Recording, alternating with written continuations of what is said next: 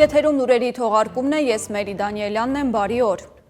Նախիջևանում տեղի ունեցած միջադեպից և Հայաստանում ու Ադրբեջանում անվտանգության խորհուրդների նիստերից հետո երկու երկրների արտաքին գործերի նախարարներ Արարատ Միրզոյանն ու Ջեյհուն Բայրամովը հեռախոսազանգով քննարկել են տարածաշրջանային իրավիճակը։ Հայաստանի արտաքին գերատեսչությունից հայտնում են, որ կողմերը կարևորել են լարվածությունը սրող գործողություններից զերծ մնալը։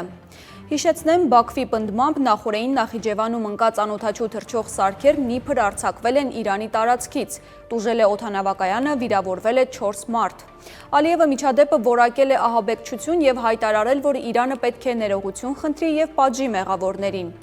Իրանը իր հերթին հերքել է Բաքվի մեղադրանքները։ Իսլամական Հանրապետության արտգործնախարարը հնարավոր է համարել, որ դա կարող էր Իսրայելի սադրանքը լինել և կոչ է արել հետաքննություն անցկացնել։ Իրանի քաղաքացիների համար Ադրբեջանով անցնող ճանապարհը ժամանակավորապես փակ է, հայտնում են Վրաստանում Ադրբեջանի դեսպանատնից։ Նշվում է, որ թույլտվություն ստանալու համար անհրաժեշտ է առնվազն 10 օր։ Իրանի քաղաքացիները կարող են դուրս գալ կամ վերադառնալ Հայաստանով կամ Թուրքիայով։ Ադրբեջանի կառավարությունը ավելի վաղ դադարեցրել էր Իրանի հետ սահմանով բեռնատար մեքենաների երթևեկությունը, նշելով, որ որոշումը պայմանավորված է Նախիջևանի օդանավակայանի, դպրոցի և այլ շինությունների վրա հարձակումներով։ Հիշեցնեմ, Ադրբեջանը 12 ժամով փակել էր նաև Իրանի հետ օդային սահմանը։ Ադրբեջանում զորքերը բերվել են մարտական պատրաստության և տեղակայվել մարտական դիրքերում։ Ինչ է սա նշանակում։ Ադրբեջանի պաշտպանության նախարարությունը պարզաբանում է, որ համար 1 դրություն հայտարարելու դեպքում զինված ուժերը բերվում է լիակատար մարտական պատրաստականության վիճակի, սկսվում է պահեստազորում գտնվող զինծառայողների զորակոչը։ Զորքերը դուրս են բերվում մարտական դիրքեր կամ նախապես որոշված վայրեր։ Նման միջոցառումներն ըստ պաշտոնական հայտարարության ուղղված են բանակի օպերատիվ պատրաստականության ապահովմանը և հնարավոր սպառնալիքներին արագ արձագանքելու կարողությանը։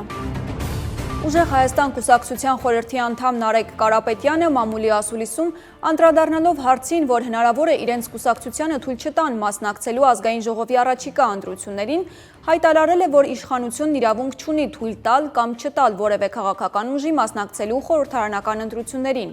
Նրա խոսքով կա ժողովրդավարություն և սահմանադրությամբ մարդիկ իրավունք ունեն որոշում կայացնելու։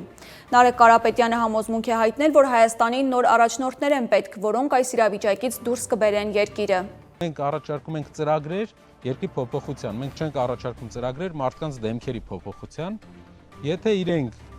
փոփոխությունը այս ինչ որ մենք ասել ենք արած լինեին, մեր կարիքը չէր լինի, մեր հասարակությունը պահանջը չէր զգա մեր։ Հիմա մեր հասարակությունը զգում է փոփոխության պահանջ, նոր առաջնորդության պահանջ։ Մենք կառաջարկենք հասարակությունը, մեր ժողովուրդը թող որոշի։ Իրենք թող մեր ժողովրդի տեղը չորոշեն, 100 հազարավոր մարդկանց կարծիքի տեղը չորոշեն։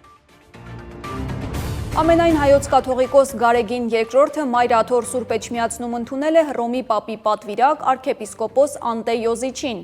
Մայր Աթոռից հայտնում են, որ հանդիպման ընթացքում անդրադարձ է կատարվել Հայաստանյայ ծառայելական և Հռոմի կաթոլիկ եկեղեցիների միջև ձևավորված եղբայրական հարաբերություններին և միջեկեղեցական գործակցության հետագա սերտացմանը։ Զրուցակիցները խոսել են նաև տարածաշրջանում ստեղծված բարդ իրավիճակի և Հայաստանում եկեղեցի-պետություն հարաբերությունների ներկա կացության մասին։ Ամենայն հայոց հայրապետն իր եղբայրական ողջույններն ու բարեմաղթանքներն է հղել Հռոմի սրբազան քահանայապետ Լևոն 14-րդ պապին։ Հիշեցնեմ, Գարեգին II Սուրբ Աթոռում հյուրընկալվել էր 2025-ի սեպտեմբերի 15-ին, հանդիպել Հռոմի պապ Լևոն 14-րդի հետ։ Եվ վերջում Արցախի և Սյունիքի ավանդական ժենգյալով հացը ներառվել է The New York Times-ի կազմած Լոս Անջելեսում պարտադիր համտեսելու 25 ուտեստների ցանկում։